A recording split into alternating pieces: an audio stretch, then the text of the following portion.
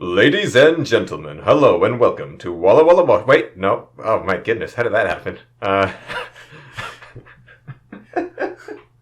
Wow. There's a callback. Just keep this in. Yeah. Hello and welcome to The Fool and the Philosopher. The Philosopher and the Fool. It's not meant to be that deep baritone, Cameron. Just do it again. No, I think we should just keep it. No, do it properly. I like it. It's hello and welcome. It's right. It's nice La, la, la, la.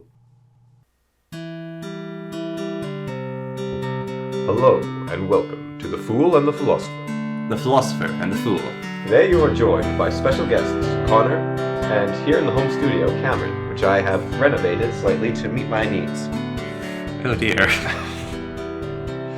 And for those of you not in the know, this studio was formerly Connor's bedroom. Yeah.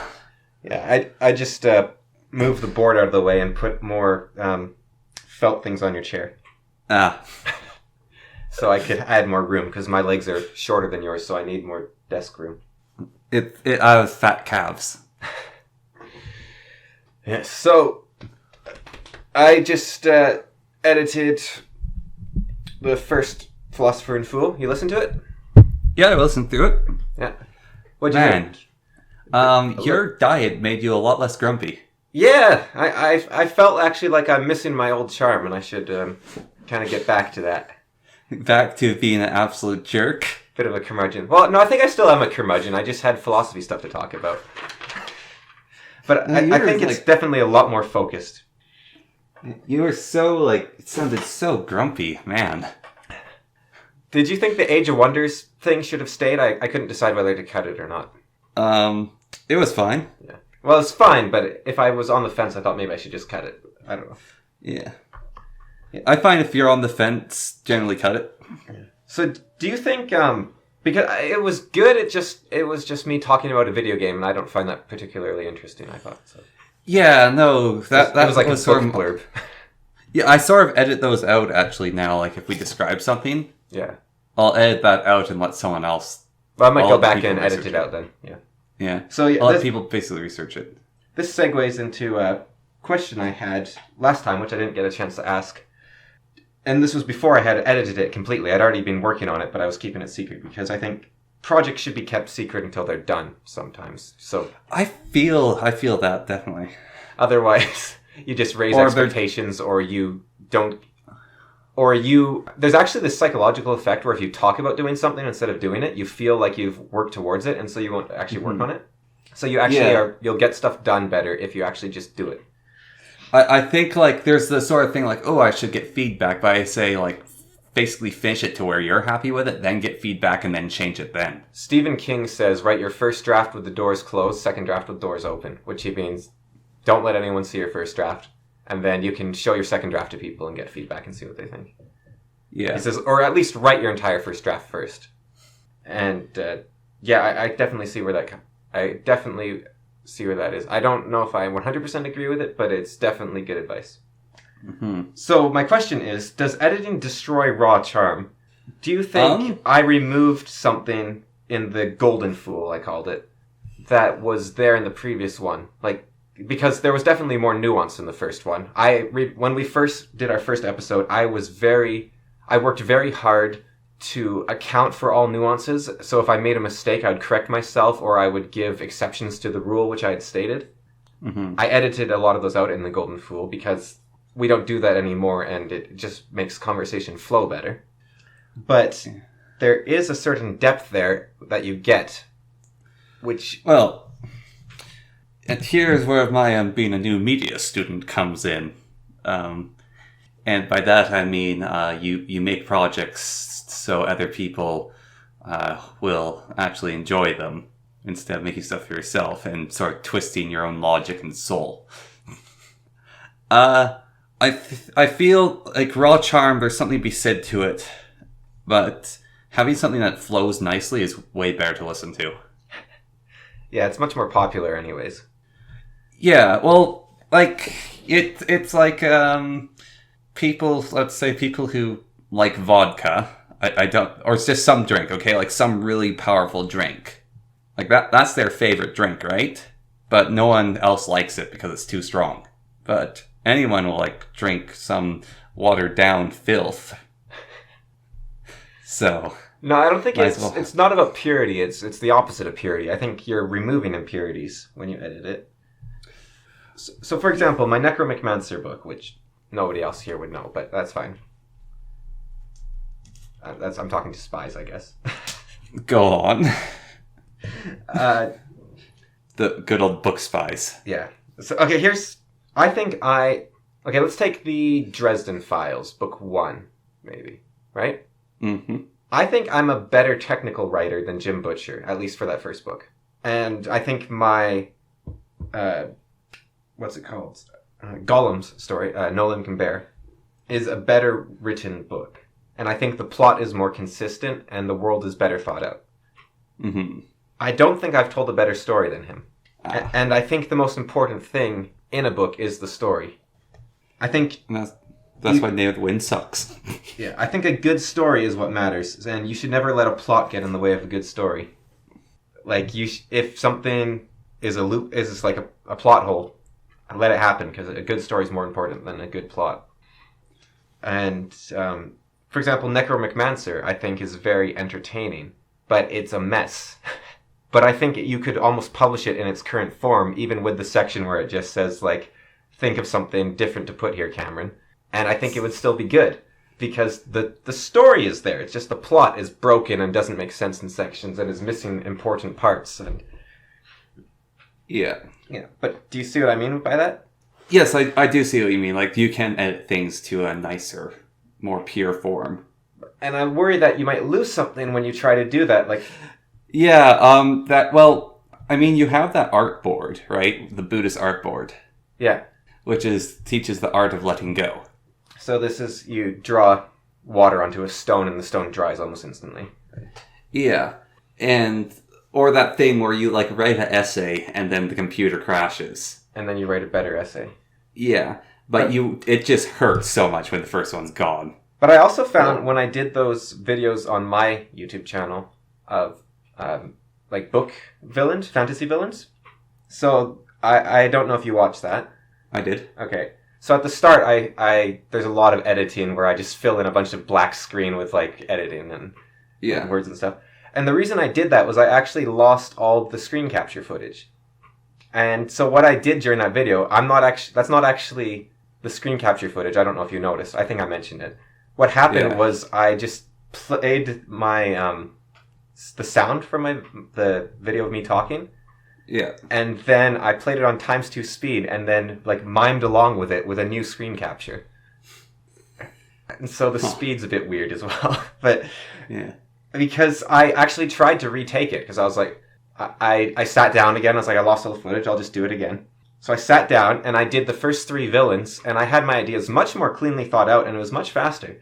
But I just broke. Like, I just stopped. I was like I had this smile on, and then I just turned into, like, this, like, look of despair, and I was just, no, I can't go on. Yeah. So I think the first there's an authenticity in the first take, or in the first attempt at something. So, with my totally legit and completely hardcore Battle Brother playthroughs, I do this thing, which is, if there's a battle which, like, everyone gets wiped out, or it sucks, or something stupid happens, I'll reload, and then try to, like, have the exact same intro again, and do the battle again, so it doesn't suck. So I basically save scum, but then I edit out the save scumming. However, every single time I retake, I lose a little bit more of my soul. And so at a certain point, it's like, I just go, can't keep it going anymore. Yeah. I've been writing these, like, I have to write these paragraphs for one of my classes. It's basically like writing in a journal your ideas. I have no idea if I'm doing it right, because he keeps saying, oh, just write whatever, like, comes to your mind, but make it actually, like, intelligible and relatable to new media. I'm just like, okay, now you're confusing me. But I write in them, and I start off with, like, some of the worst writing ever in some ways. Then I par it down and get rid of the conversational tone of it and just cut it down and get rid of all these superfluous words. And it reads much better and it looks a lot nicer, but I feel like, oh, I'm getting rid of the feeling of the conversation. But each time I reread it, I get kind of pissed off by the conversation. I don't think when you read, you actually read. I think the conversation is sort of added in after, so making your sentences have a lot of ums and pauses and stuff, for example, doesn't lead to good... Well, it's not that. It's just like the extra, at one point I write down, in my opinion, but then I realize this writing is my opinion, so I can get rid of that. Yes, and they know it's in your opinion, but that's what I'm getting at. The natural flow is added in by the reader already, so you don't need to put it in yourself. Yeah, so anyways, after I've been doing this, though, sometimes I walk outside and I'll be listening to other people's conversations, and I'll mentally edit them down. Because they have, like, so much unnecessary stuff in their talking, and they could just say what they want to say in a lot less words. I'm doing that on the podcast all the time. When I'm just talking, not even when I'm editing. And so it makes me think back to what's his face, the Catch Me If You Can guy, that speech he gave. What's his name? Frank Abagnale? Yeah, Frank Abagnale, when he gave that speech, and it's like, this guy's amazing and charismatic because he just speaks perfectly or speaks without mistakes. Like, that's why he's so charismatic and convincing to people, is he's just a good talker.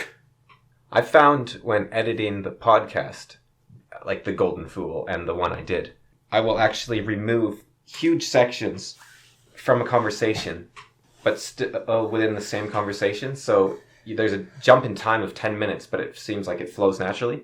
And it becomes much more coherent and fluid. Well, yeah, fluid. It's not what we said, but it's almost more accurate of what we said. Yeah, it's getting edited down. We're not doing something live. So it's more real than reality almost, and that's what storytelling is. Yeah. So we're almost creating that. There is a choice to be made. Are we creating stories, or are we just recording conversation? I don't think we're just recording conversation, because I don't think anyone wants to listen to that. Yeah, we're not good enough at that yet. And I don't know if we ever will be, or if many people are. There are people out there that can go, but often they have the questions ahead of time for like an interview, and they'll practice them and they'll know them. Or they're talking about something that they know a lot about, and they've already, like a teacher that's, like, let's say a philosophy teacher that's getting asked about Kant, that they already know what they're going to talk about because they've lectured on it hundreds of times. Or it's people who aren't brothers talking, because I think that has its own amount of problems. And what I mean by that is, a lot of the time I've found with the podcasts that I find interesting, the things I like to listen to is the conversation of two people talking when they don't know everything about each other. So they're talking about themselves and then showing interest in the other person. Or like, oh, this is a cool idea. And they talk about that. And these people, like, this is the only time they really talk is during the podcast. And it's like, oh, we get to talk for 3 hours, and that's the only time in our lifetimes we've talked to each other. So they get out some pretty interesting stuff where we've already said all the interesting stuff. I don't think we have. And I don't really agree with that, because I think it's very shallow to try to get something in within 3 hours. You don't really get to understand someone's point. Like Jordan Peterson, for example, if you just watched one of his interviews, you might think, well, he's a religious guy. He's a nutcase who wants to have enforced... monogamy. Yeah. Yeah. But if you watch a couple of his interviews, you might think, oh, he's got something to him. He's got some ideas about society or something. I'm not sure. But if you read his books, or his book at least, his Maps of Meaning, you can see a lot more into him and see that there's a lot of depth there. And even then, you don't really know him. You just know what he put down in this book. So if you talk to him a lot, then you can start the conversation, or you can continue the conversation on a much higher level. Like, you see that when Romney came in, when we were talking about the infinite stare. Yeah. I think that is a very cool idea, and a very powerful idea, very useful idea. It doesn't really work for anyone that hasn't been following the podcast. Also, philosophy doesn't work for Romney. One of my friends is listening to the podcast starting like 4 episodes ago, and he doesn't understand some of the things we're saying. For instance, he said that he is against religion, and he doesn't think it is useful, even though we said it is. He said it's a bit more ambiguous. But we've already covered the ambiguity of it, I believe. Aye. And then we are using that ambiguity to say that what we are calling religion is the attempting everything in all sorts of directions. Yeah. And in constant improvement and renewal. And so religion is the metaphor for how to exist. And so he actually agreed with that when I talked to him about that, but that idea wasn't conveyed just by saying the infinite stare, because he hadn't listened to the episode The Infinite Stare. Oh man. So you're saying we need to now start sourcing ourselves? No, I don't think so. See episode 23. I don't think so. See episode 24, or episode 24, or episode 24. I think there's just a lot more you gain from continued conversation, because some ideas take hundreds of hours of discussion to get through. So knowing someone isn't a disadvantage and may even be an advantage, because we didn't have this idea when we started. Yeah, when we started, I mean, we were young wee lads using a tape recorder. Yeah, when we started the Walla Walla Washington. Yeah. Back when we were like, I don't know, 8? I was 8 or something. Yes. Maybe, no, I would have been a bit older, maybe 10. But yeah, we were pretty young. And then we used that intro for the first one, and someone got angry, and now we're here. Yeah. They got angry several times, actually. But. So that book I was reading, Can We Be Good Without God? I finished it a couple weeks ago, actually. In the end, his answer is yes. But he says he uses a system of spirituality for himself that he follows and believes in. And so he says that might be what you call God, in which case I am using God, but I don't consider that God. I consider God a formalized religion with dogma and a figure that you worship for the most part. Although he's very fair in his book. He's very fair. The most fair. I think the most interesting idea he has in the book is that our idea of God evolves with our idea, with the way our thinking works. So God may have once just been the thing that makes it rain. And that's how we explain it, because God was and then God was abstract emotions. And that's what we called God, and so this was the worship of God. And then the Bible might have actually just been saying, hey, don't do this because I said so. Don't do this. Don't eat pork. Don't do this. You go to hell if this happens. That sort of thing. And now the Jordan Peterson interpretation of Jesus gave us a kingdom of heaven, the kingdom of heaven rather than the kingdom on earth, which the Jews are searching for, but Christianity, they got it in their mind, basically, the kingdom of heaven. Mm-hmm. That idea could be modern thought applied to old religion, and so the religion is actually evolving as people evolve.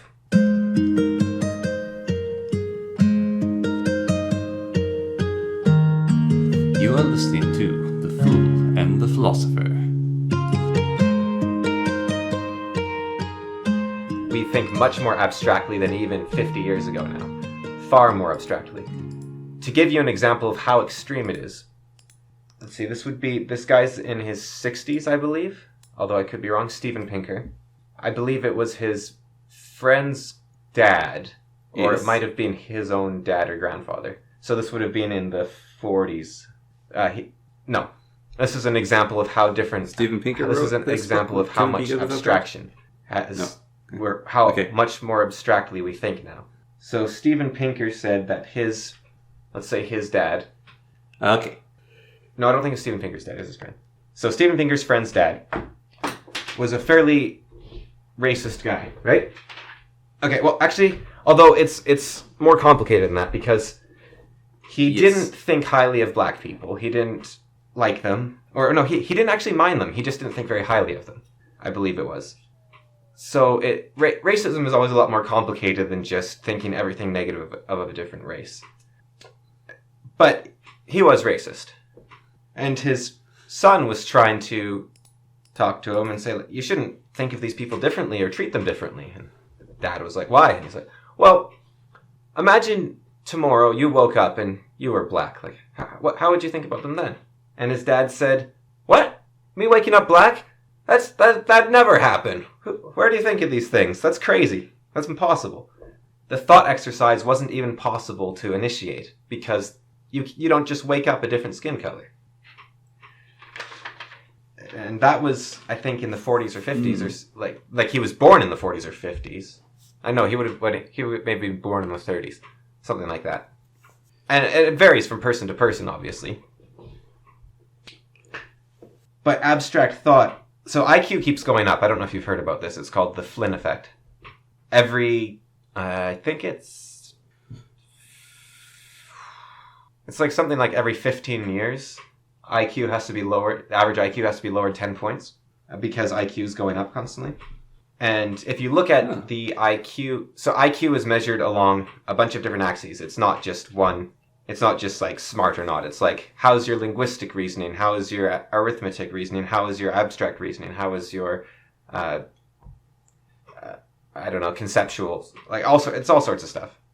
Conceptual might be along abstract actually, but there's a lot of different things, and then they're added together, and then you're compared to the average for your age, and then the difference. So if you are like, well, then it's put on a bell curve, and then if you're each standard deviation is 15 IQ. So if you're 2 standard deviation above the average, then you'd have an IQ of 130, which means that along the bell curve you are, you would be very smart. In the 93. You would be in the, whatever, it'd be 60th percentile or whatever it is. I don't know. Something like that. Or is it? In the a lot 70th, more than 60th. Maybe. Anyways. If it's 2 standard deviations, that's actually... Oh yeah, because it's not 1 for 1 either.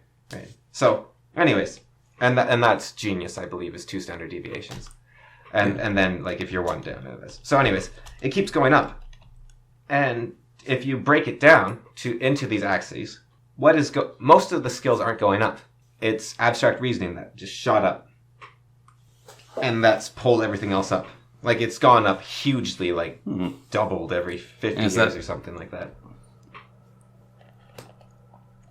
Well, why do you think abstract reasoning's continued to go up? Well, I'm not a psychologist or a neuroscientist or anything. Like, what but would my cause guess that? would be, once it gets started, it doesn't stop. It's like you ever play like those God games where it's like you combine water and air and you get steam. You combine, yes. So when you start with 4 ingredients, you only, let's say you could do every combination every turn. So on the first turn, you get like 4 times 3 times 2, 24, something like that, combinations. 36, somewhere in there. Boom, and then you have 24 elements all of a sudden, or 28 or whatever it is. And then next turn you have like thousands, and it's just exponential because each thing can play off each other. And I think, but of course it's not that fast because there's a lot of combinations that don't work. And I think abstract reasoning is a lot like that. Once you start adding axioms to reasoning and logic, then it starts exploding. And also I think it's that, but it's more, I think someone like Socrates, let's say, he was exceptional for his time. He was considered one of the greatest thinkers of his time. I think nowadays he'd be a fairly ordinary person. I think he would still be like a smart guy. But I think he would be more... I think there's a lot of Socrates around today, basically. I think that people have always existed with that level of abstract reasoning. And so I don't think people are actually getting smarter individually. No, I don't think people are getting smarter individually. I think that more people are getting smarter. So I think at one time there was like 1 smart guy and 99 like non-smart people, and now there's like 99 smart people. I think just that and so that's kind of IQ's failing in a way, because in theory, well, unless it's coming from somewhere else, but education shouldn't really influence IQ. Although they have found that... Well, they have found that actually starvation... I think the answer, if it's coming from somewhere else, aliens. Like, if you're starving, your IQ goes down by, like, 15 points or something. Yeah. If you don't have a stable sleep pattern and place to rest, your IQ goes down. And like I said, like, genius is 2 standard deviations, right? That's 30 points. So minus 15, that's suddenly from genius to... Yeah. In the average range, which is from, like, 85 to 115. Yeah, so it's 2 standard deviations. So you go from being one of the 5 top 5% smartest people on Earth to be an average if you're homeless, for example. So, and then if you throw other factors on top of that, so I think it could just actually be more food, more shelter, more sleep. That could just be like, but although it is strange that it's only along one axis, so I think abstraction is just becoming an accepted thought form, and we're learning how to do it better and better. But I don't know where that comes from, because you would think that it wouldn't be that simple. Yeah. Well, I think you're partly right that it builds on itself as well, like over time, because like like you're saying, God building up from some stuff. Like God's pretty abstract. Like where the heck does rain come from? I don't know if that might have been. There's a guy in the sky who makes it happen. That's what he says in "Can We Be Good Without God?" I really like Jordan Peterson's interpretation that emotions were once external, because even language is an abstract reasoning process. So I think it's language's evolution as well, actually. I think it might have actually been exponential from the moment language was invented, but if you look at an exponential graph, it actually takes quite a while to get started. And so we might just be reaching that tipping point now. So it might have already been going exponentially faster and faster, abstract reasoning, from the moment language worked. But now we're just reaching the taking off point. But like the idea, like, I'm going along and all of a sudden I'm frightened. Where did that come from? That's strange. There must be like a demon influencing me. Yeah, that must be the bush has made me frightened. An evil bush. There was a demon in the bush, or suddenly I'm angry, and something made me angry. Still haven't drawn the demon bush. Nowadays we'd say, "Oh, I'm hungry," and even now, like a lot of people, including myself, don't always recognize when we're hungry, and instead we just start hating everything, and we start feeling angry at everyone, and it's just because we're hungry. Yeah. No, actually, I almost accidentally said it as what's it called? Spoonerism. No, it was a slur. Would it be no, I just almost accidentally said it, but not as the word, just as bad speaking. You are listening to The Fool and the Philosopher. So, kind of on this vein, I wrote about this earlier today in one of those journal things, and it's like language and emotion. There's this weird thing I was considering, which is someone said you can go and Google that. I thought that's a weird thing. You haven't heard that before? Said go Google it, not look it up. I've heard it before. I just really thought about it then, like how Google has become a decade Kleenex of the internet. It was like people were saying Google stuff back in, I don't know. Let's see, when was that? Like 2006 at least. I know, but I actually found it more back then than now, because a lot of people are moving away from Google. I find, at least people I know and pay attention to. No, I associate with rebels. Associate with hipsters. Isn't that like the best passive advertising ever? Like you've basically wormed into someone's brain. Like Kleenex has actually lost control of their name, for instance. I think it's called I think they call them a dead trademark or a dead. And so has Band-Aids. And they can't actually sue people for using them. Yeah. Or facial tissue. Because like plasters and tissue paper, right? Would be more accurate. Yeah. Mm-hmm. I was just like, or even like, this is not as bad a one, but as monopolizing could be. Or I don't even know if it's bad, but like people say, let's go get Timmy's. It's faster and easier to say. It's like, let's go get donuts at Tim Hortons. It might be anything, so it's just food from Tim Hortons. Yeah. Yeah, or it's like, let's go get McDonald's. It's let's go get something from McDonald's. Like, let's go get McDonald's. It's so you, like substituting, like telling me we had to the record food right for now. Like the company name. Although I could have sworn we did it last week. Okay. Anyways. Yeah? Maybe. We did not. It's just because you edited The Golden Fool. Yeah. And we played Blood Bowl. Huh. Weird. I lost a week. Yeah, so anyways. You that happens to me. Let's start again. So you messaging me and saying we had to record today interrupted me watching a video about reification.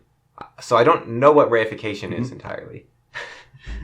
But the idea is, as I understand it, when something becomes fixed in form and becomes representative of something else only. So the example they gave was the American national anthem. When you hear that, you are not looking at it for musical integrity or listening to like you would judge a normal piece of music. You're like, oh, I like this bit, or that bit's a bit sad, or this. You just think America, America, America. You don't think, you're not thinking like, no, that's not even the song. That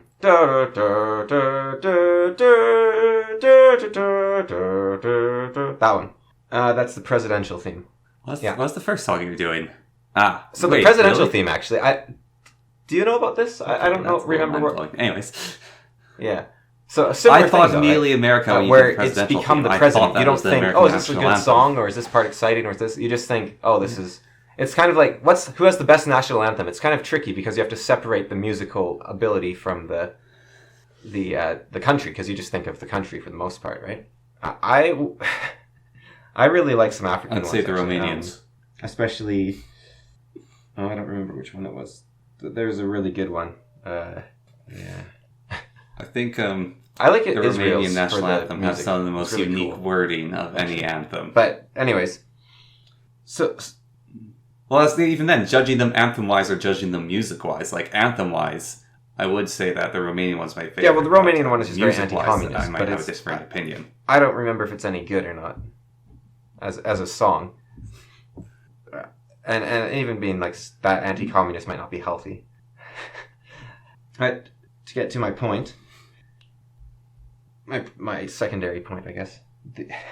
So the presidential theme, that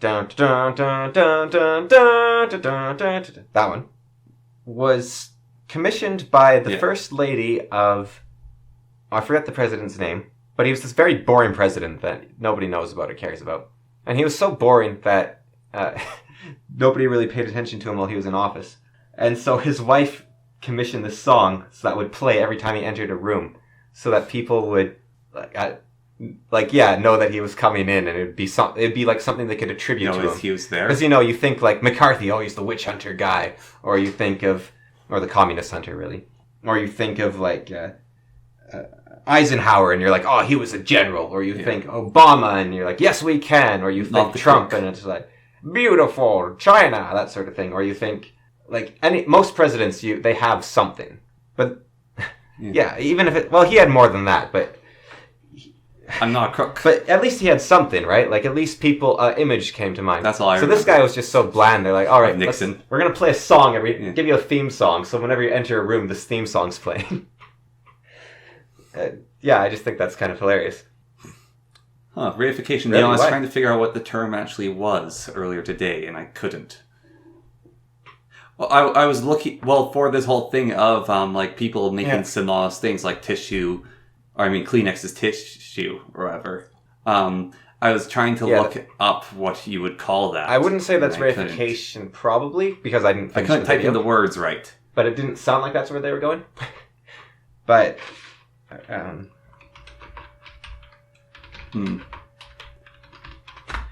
Yeah, it's a similar idea, though, I guess, where you think of... so it'd be a generic trademark, I guess, and they're genericized in those cases. Mm-hmm. Yeah, well, is Google going to be a generic trademark, then? Whoa. Okay, here I'm going to read you a list of trademarks, okay? Not all of them, just some of them.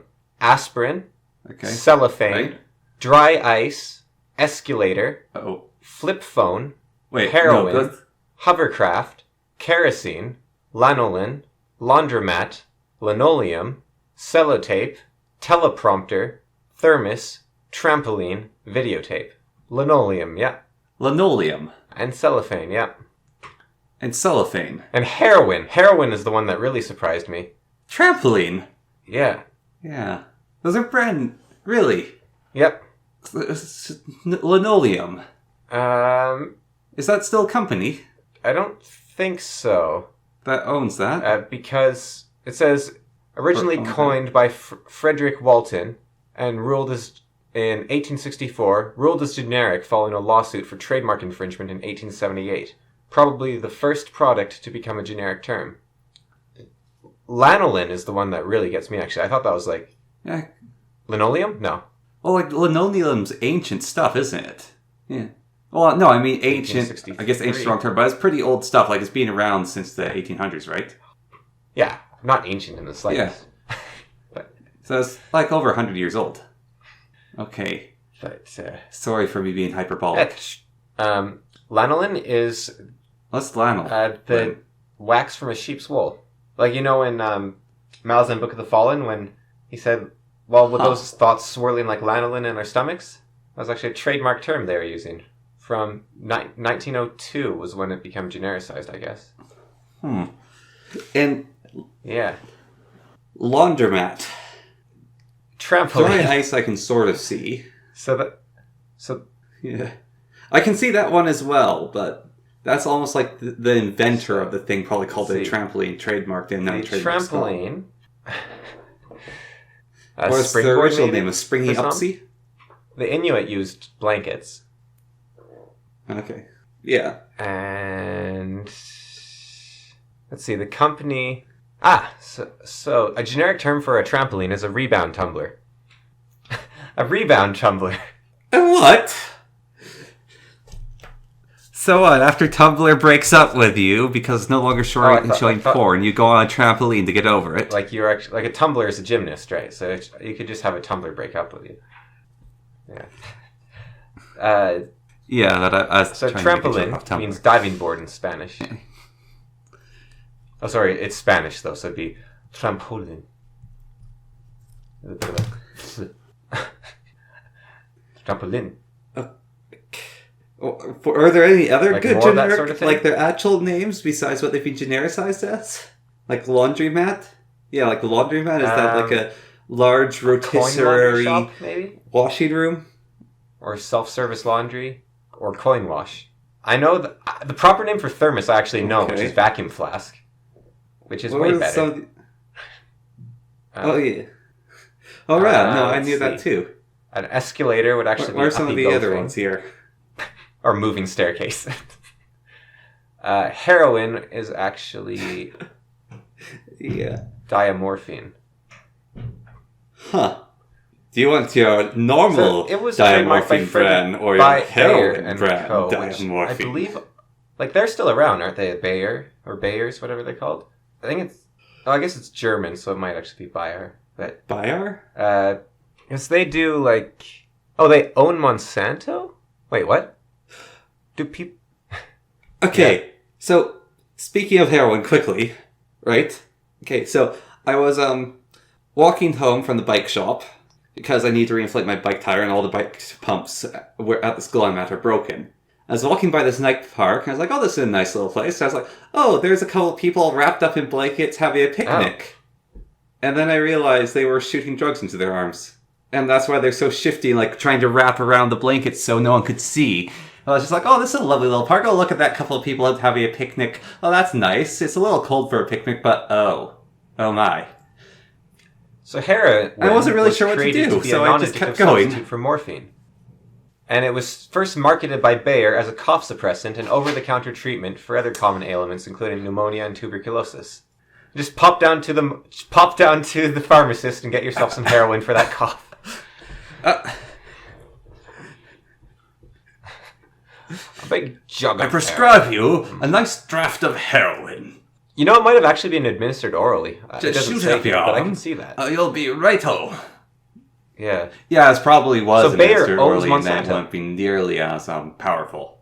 So I thought Monsanto was like the top because they're so big, but the Wikipedia page has a section called Fate for companies, and it's acquired by Bayer. So Bayer is one of the super companies, like. Maybe. It's like being owned by ABC, though. Are you talking about Alphabet? ABC is a super company. Yeah, I think ABC is the Australian Broadcasting. Whatever. Alphabet, that's it. You know, our nation's broadcaster. Yeah. Yeah. I should know that. I am ashamed. Yeah. Google is owned by Alphabet. But Alphabet was created by Google. So it's kind of different.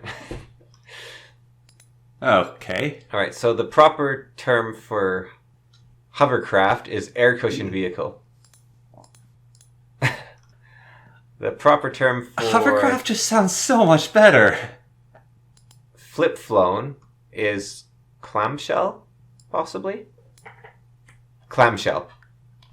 That makes... What?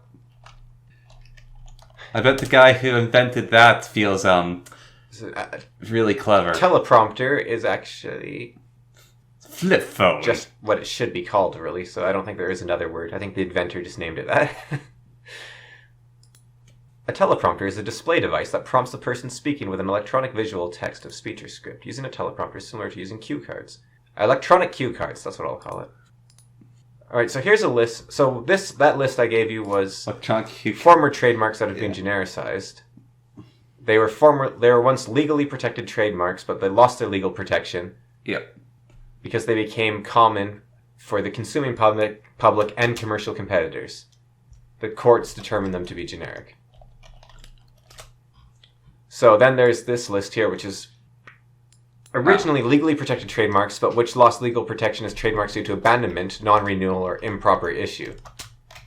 So these ones the people gave up on, basically. Such as App, which used to be owned by Apple. App Store, also used to be owned by Apple. Dumpster, which was cancelled in 2015. So the Dempster brothers invented the dumpster. And so they combined the word dump with Dempster to make dumpster. That's amazing. I can see why they cancelled that. Actually, we don't want to own this copyright anymore.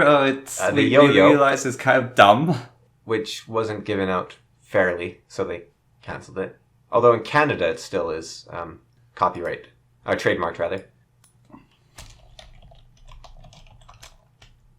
Zip code. Huh. Wait, expired. Well, the United States uses it. No one else does. Zip code is so used. It's like a thing you have to... Yeah, it's postal code used by the United States Postal Service. I guess so. But... So they have to be called the United States Postal Postal Service too British for them? I think... it was... Yeah, it was a postal zip code that... was different somehow, I guess. I don't know. But it's funny how the United States is so powerful that you thought zip codes were like what they're like. Well, so all the companies are it's just American, one country so in the whenever world, you but buy like, something, so much it's of like, their stuff, give like us your their zip whole code. Your Honor thing in court, like that's them. That's not the world. A lot of people, like in Canada, it's my lord, and I think that's the same in UK and Australia. I'm not sure, and yeah.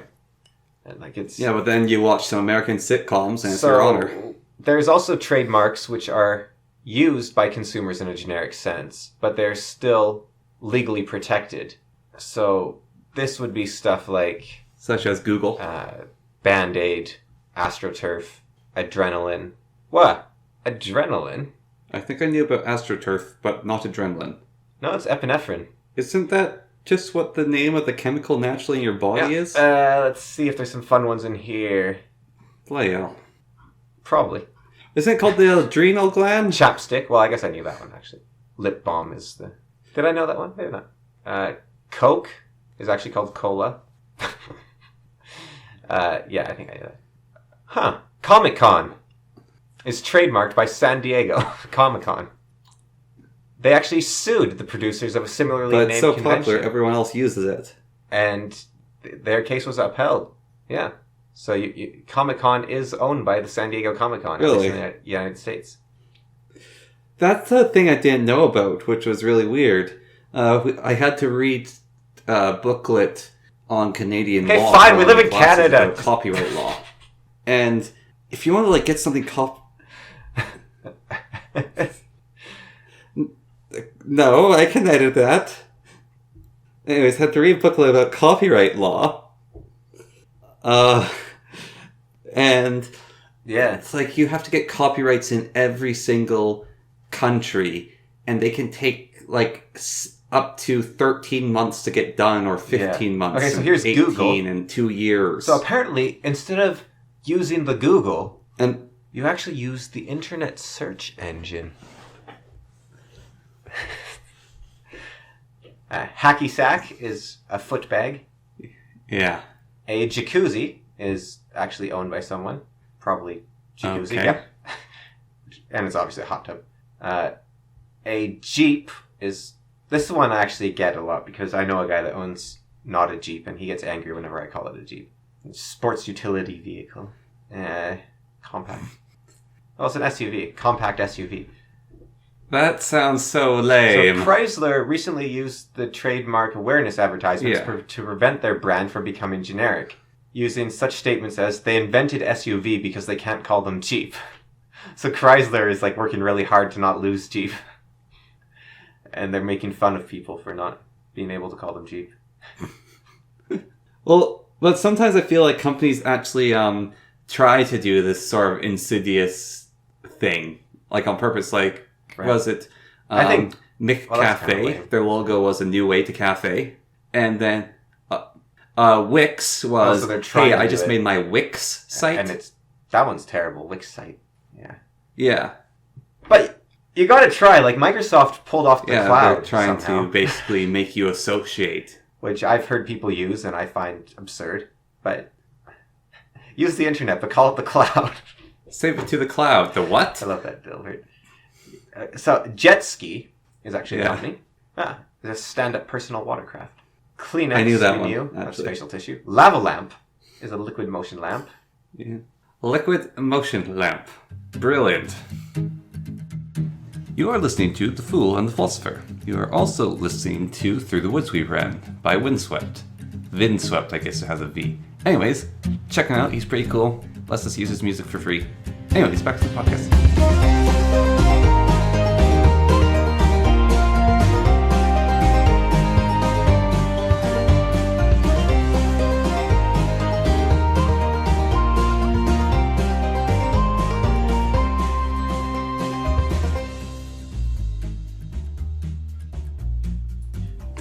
Actually, I know what you mean though about marketing. How does it work? I think it does to a certain extent, but not much. Well, you listen. Have you ever listened to Under the Influence? It's a radio show from the nice country of Canada, which you can stream online. The CBC does it, which is a guy talks about advertising and how it's advanced over the years and various different things that companies have done. And I've heard that marketing and all that sort of stuff. The cynicism of the viewers and the marketing companies, where you have to try to appear more and more genuine and more. Oh, definitely. So there's a group called Cause Marketing, I believe, who will make advertisements for companies so that they appear to be in favor of causes, stuff like gay marriage or equal rights for women or whatever the issue of the day is. And they will actually help you sell, shoes and toothpaste and whatever else you want under that lens. No, it's just disgusting. So it's like double-edged marketing?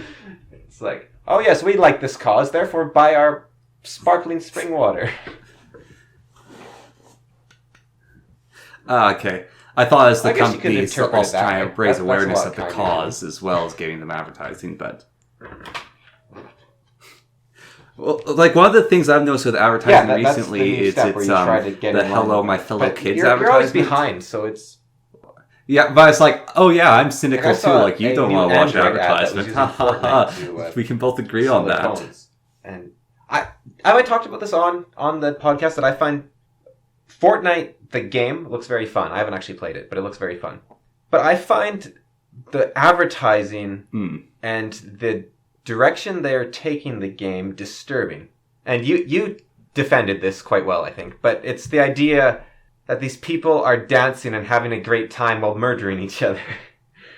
And I have seen other advertising for different video games use this. There's an MMO that's getting developed, and they just had a whole bunch of issues, so they're probably going to go away and crash or something. But they... the trailer for their MMO shows them they kill the big dragon or titan or whatever it was, and then all the characters dance and do their own little dance on the spot. It's just wrong. These games are meant to emulate fantasy. You don't see Gandalf dancing after he kills the Balroggers. This is a harrowing event. You're killing someone. To quote Alex Veris, you don't level up when you kill someone. You just have nightmares for the rest of your life. So I know I was talking about, like, you said I had that adequate defense. Or I saw an ad recently for Fortnite, which was their, their Chapter 2 ad or whatever? And it's like, okay, this in the beginning it's like kind of fun, it's kind of interesting, like you have the story going, these people coming through this new land. Then all this combat starts, and like, okay, they're showing off the new cool features. Then this group of people kills another group of people, and they're dancing around the bodies with all their different out-sync dances. And it was so disturbing. It was like at least the jarringly creepy. Like, it's like calling bloodthirst. Evil teabag. Yeah, like that's fine. You can do that because you're excited. It's combat. Fair enough. We're humans. Humans love combat. We love war. But the juxtaposition. I say it's more like that dancing is more disturbing than teabagging, though. Mm-hmm. Yeah, well, it's like with like I was saying, like there's these things where you can make fun, like haha, I killed you. You're such a noob. Yeah, and you can direct it that way. But like the dancing around the corpse is like, yay, look at us. So okay, I want to sell Alex Verus for a moment here. Mm-hmm. Because the first 4 books aren't that good, but it gets way okay. It gets way better. The latest book just the first 4 books aren't that good, but after that, yeah, the series just gets better and better. It's amazing. It's like the opposite of the Iron Druid. Worse and worse. So, Cameron, at what point in reading the Iron Druid do you want to transfer into Alice Verus books, and where do you want to start? So like book 5 the moment of it Alice starts Verus, having a where do point you want of to start view with the girl, just put the book down and stop. So, because it's like, I don't know why they do it, but they just change point of view all of a sudden. Nope, get rid of it. So Alex Verus, this is what I want. This is how I want to sell it, right? So there's a part where there's this group of teenagers, like they're 19. I think they're like 17 to 21, something like that. There's 8 of them. They all have like a superpower, basically, and they're all trying to work together to kill Alex Verus, the main character. And he says to them, "What are you doing?" They're like, these are the dark wizards that killed my sister, and we're going to kill all of them. And he's like, "You're having troubles beating me. What makes you think you'll be able to fight these people that are way more powerful than me?" And the leader of the group's like, "Well, we'll have more experience then. We'll be stronger. We'll be able to fight them." And he's like, "You don't get level up when you kill people. You just have nightmares for the rest of your life." That's where that's from. And then the book Fallen, which so that's the one I recently read. In that one, the plot I would describe is something like, you know when Sam, when Frodo dies, and Sam has the ring, and he doesn't know what to do? Imagine Fallen as Sam puts on the ring and uses its power to go on a roaring rampage of revenge and kill, like, everyone. Like, all the orcs, the Nazgul, Saruman, like, just everyone that's been a problem for the entire series. He just goes on a rampage and kills. So it's basically... So it'd be what would happen if that Black Court vampire ever tried to hurt Harry? Yeah, that's basically Fallen. And what I really like that about the author, actually. They do... Like, Dresden Files always hints at this stuff, and, like, you know, Lord of the Rings discusses it. Alex is actually the guy that gets his hands dirty and, like, murders children, and it's great.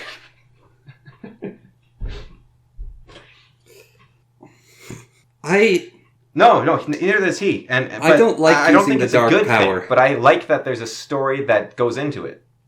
Like, they do not present this as a good thing. They present this as one of Alex's biggest character flaws.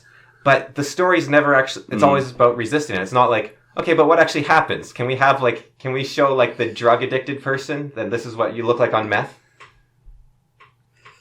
Well, you sort of get that from, what is it called? Oh, yeah, in Wheel of Time.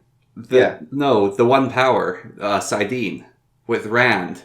Like, Rand kind of is terrifying when he's wielding Kalimdor.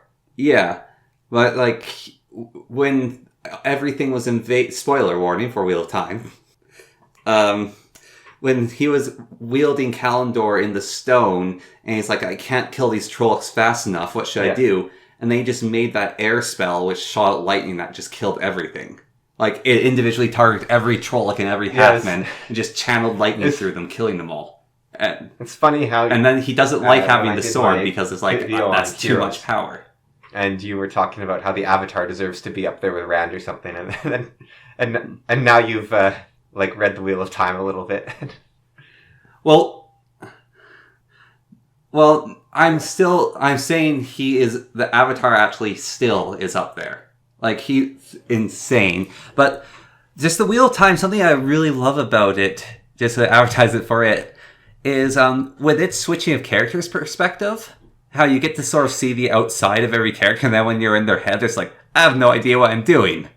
But on the outside, it's like when Matt's watching Rand, and Rand's just like this brilliant guy who has all these plans, and people are just like, whoa, he's so smart. And then Rand's going, I hate all these Aes Sedai trying to control me. What can I do to get away from this? I think it's over 2,000 characters that have more than a paragraph dedicated to their point of view. It's amazing.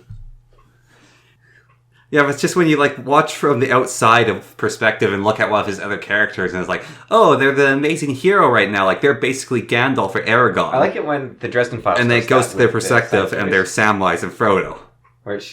Yeah, and Harry looks like this amazing wizard who knows everything and is all-powerful. When everyone's looking at Harry. Or you can write in the vein of the Rogue Wizard series, and it's sort of that whole idea. Is your main character is the Paragon. Right, yes. How the main character... that's the Rhyming Wizard and the Rogue Wizard and all that. Yes, I know which one. Yeah. Yeah, that is a really cool... The stories are all done from... A wizard in Bedlam, a wizard in... I don't know what you'd call it, like... Well, it's third person, sort of, but it's literal third person. Like, they have a main character, but it's never from his point of view. It's always from his companion, which changes every book. Yeah. And the books that do focus on the main character aren't as good. The outside point of view. Yeah. It's like, he's an amazing hero that you get to watch. Oh, yeah, I guess so. Which is how Westerns are written sometimes, and that's how the movies are portrayed sometimes. It's like some kid goes and gets the grizzled old cowboy out. I don't know why, but I really love the Old West. To help him. And it's such a weird... I think it was like 20-something, but it's so small. Was it 12 years? And and I love it, and like obviously millions of other people do, because I don't know why, it's just so cool. It was like this time of transition. It was like the last colonial period.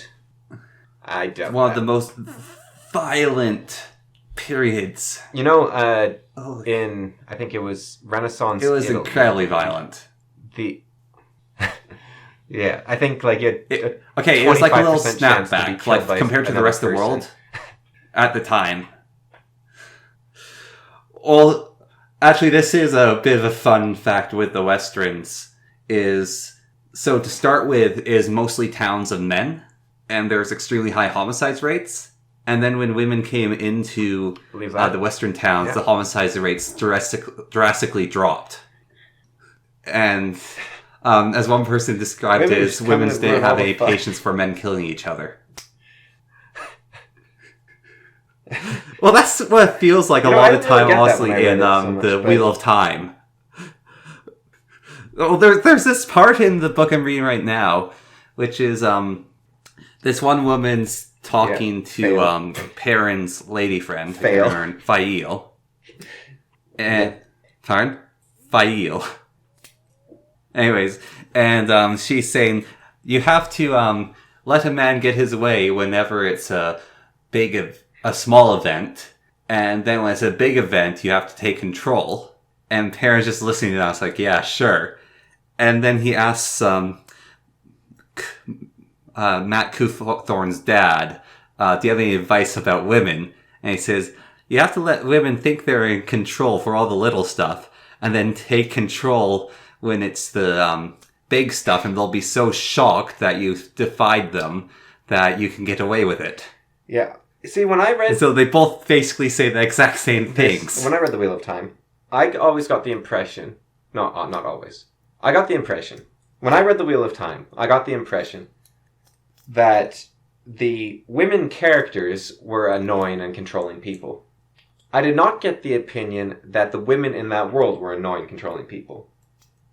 Just the few that are focused on. It's just the characters. And I actually get that a lot, which leaves me confused sometimes when I'm told, like, this group always acts like this. And I'm like, do they? I thought it was just these individuals that... because there's a million members in this group, and I've seen 4 individuals. I have no idea how the entire group acts. Or in the Wheel of Time's case, I've seen 1,000 individuals. I have no idea how the millions act. Yeah. Yeah, it's definitely, like, there's just cases so many times... Is Tuon in the books yet? Where characters are so petty. Yeah. She's showed up a bit. But, like, there's one point where, the Gleeman, Tom Merlin, and, the Thief Finder, or whatever, are assigned to basically escort, Nynaeve and Elaine. And Nynaeve, like, says to the Gleeman, like, you have to do everything I say. And he's like, a Gleeman's a free spirit, and he will do as he wills. And then she basically but she's like the medicine woman I'll have you thrown off this boat if you don't do exactly what I say. Yeah, but he's like a really old man who has a ton of experience, and she's just like being super petty about, I have to control you. So I think that's on her, not on women. Yeah. What about... I know, it's every single one of the major characters that's female and Tuon. is petty in some way. And the Queen. Besides Min. Yeah. Okay, and Tuon. And Moraine. Morghese? Yeah, but she's a good queen. And the leader of the Aes Sedai later in the series. Is always trying to figure out how she can control Rand. Moraine is always trying to figure out how she can control Rand, and she's always super petty about being in control. And because like, women, I've worked for this for 20 years, so I have to control your whole life now, Rand. The Irish wise women, they're kind of... I don't know, they're very, like, haughty, but they're also kind of, like... You just imagine them as, like, grandmothers, you know? Like, they're just, like... They're... Yeah. So speaking of grandmothers, I went into a sewing shop, and there's, like, 4 or 5 old ladies in there. And they see, like, a young man walk in there, and they swarmed me. I think only 2 of them work there. But all 5 of them swarmed me and asked me, did I need help with something? Oh, what am I looking for? What do you want to buy? Oh, do you need help? Like, what can I recommend for you? No, it was, they were like, oh, he entered a sewing shop. So, oh, shoot. Do you have D&D? Oh, I'm so bad. We have to end there. Yeah, my clock on my computer's wrong. It's an hour off, and I thought it was 2. It's 3 here. Well, see ya. And one of the guys is waiting outside. Alright, that's a great note to end on. Okay, bye. Bye.